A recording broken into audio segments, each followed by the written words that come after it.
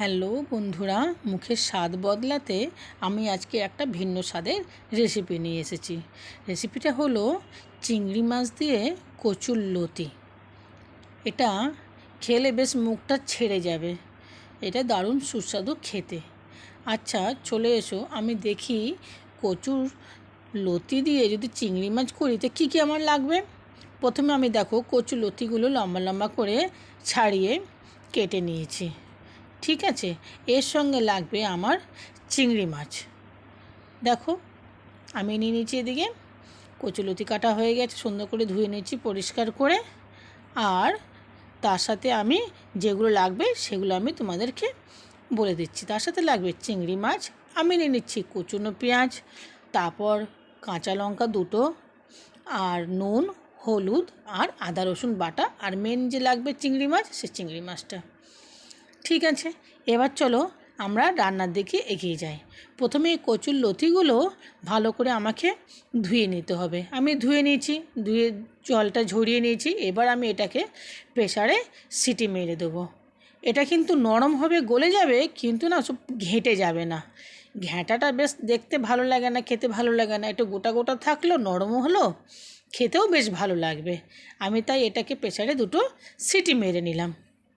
প্রেসারে সিটি মারা হয়ে গেলে তারপর আমি এটা জলটা ঝরিয়ে নেব।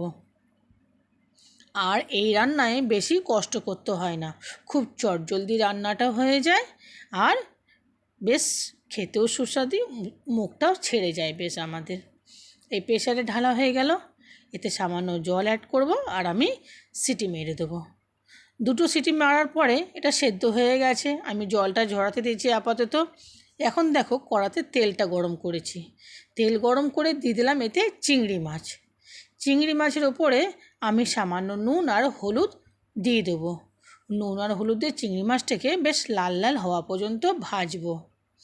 আচ্ছা তোমরা এর মধ্যে বলে ফেলো তো, তোমরা কে কে কচুলতি খেতে ভালোবাসো?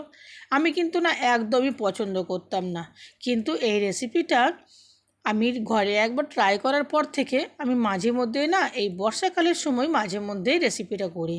বেশ খেতে সুন্দর লাগে। আমি তো এক থালা ভাতও খেয়ে নিই এই কচুর লতি দিয়ে চিংড়ি মাছ রান্না করলে। দেখো আমি নুন আর হলুদ এতে দিয়ে দিলাম। এবার চিংড়ি মাছটা আমি অল্প ভেজে নেব।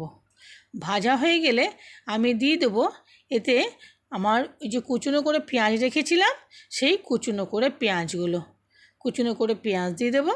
আর তার মধ্যে আমি যে কাঁচা লঙ্কা কুচি ছিল সেই কাঁচা লঙ্কা কুচিটা দিয়ে দেবো। আচ্ছা তোমরা কারো ইচ্ছে হলে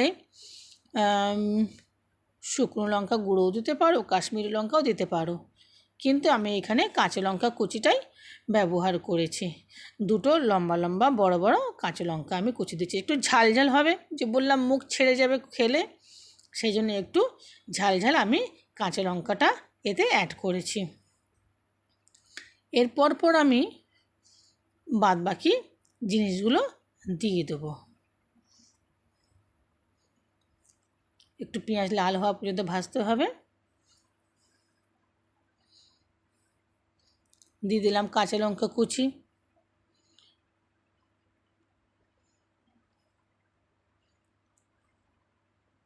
এবার একটু নেড়ে নেড়ে নিই এটাকে।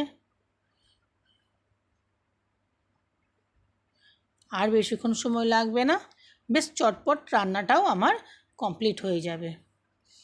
এবার আমি দিয়ে দিচ্ছি এতে স্বাদ মতো নুন, হলুদ, আদা রসুন বাটা দিয়ে দিচ্ছি।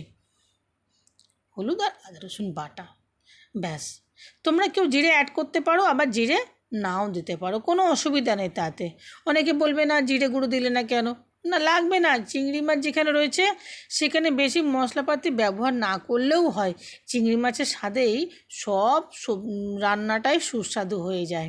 চিংড়ি মাছটা এমন একটা জিনিস। ব্যাস, এই যে ভাজা ভাজা হয়ে গেল, বেশ কষা কষা হয়ে গেল। এরপর আমি দিয়ে দেবো যে কচুলতিটা যে সেদ্ধ করে জল ঝরিয়ে রেখেছিলাম, সেই জল ঝরানো কচুলতিটা আমি এতে মিশিয়ে দেবো।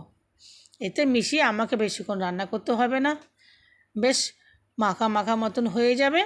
লতিগুলো গোটা গোটা থাকবে, আর তোমার মশলাটাও পুরো মিশে যাবে। এতে কিন্তু আর জল তোমরা অ্যাড করবে না, এতে আর কোনো রকম জল লাগবে না, ব্যাস এটা মাখা মাখা শুকনো শুকনো মতন হবে। এটা এক বাটি নিলে একদম এক থালা ভাত তো চেটে পুচে সবাই খেয়ে নেবে, এক নিমেষে খেয়ে নেবে। বাচ্চাদেরও পছন্দ, বয়স্কদেরও পছন্দ, আমাদেরও পছন্দের এই রান্নাটা। এই দেখো রান্নাটা আমার বেশিক্ষণ লাগবে না, দেখো হয়ে এলো রান্নাটা আমার প্রায়। আচ্ছা, এই রান্নাটা তোমরা কিন্তু ঘরে প্রত্যেকে ট্রাই করবে, আর কার কার খেতে ভালো লাগলো সেটা কিন্তু আমার সঙ্গে অবশ্যই শেয়ার করবে। ঠিক আছে, কচুর লতি দিয়ে চিংড়ি মাছ রেসিপিটা আজকের মতন এখানেই রইলো। ঠিক আছে, আর যদি আমার রান্নাটা ভালো লাগে তাহলে আমার চ্যানেলটাকে সাবস্ক্রাইব করতে কিন্তু ভুলবে না, আর একটা কমেন্টও করে দিও তোমরা ঘরে করলে রান্নাটা কেমন হয়েছে সেটা আমাকে জানিও।